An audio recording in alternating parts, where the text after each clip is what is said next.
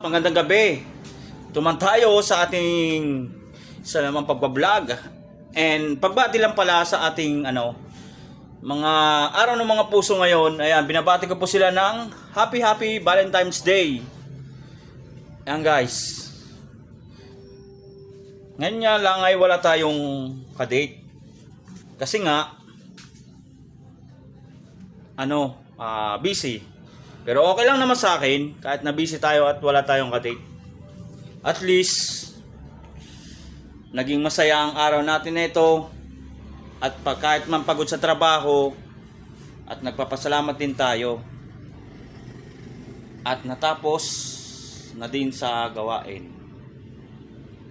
At naway lagi nyo pong suportahan ang aking YouTube channels na Tanayans. Naway hindi kayo magsawa sa aking mga videos na i-upload. Ayan. At kay Papa God, thank you din po.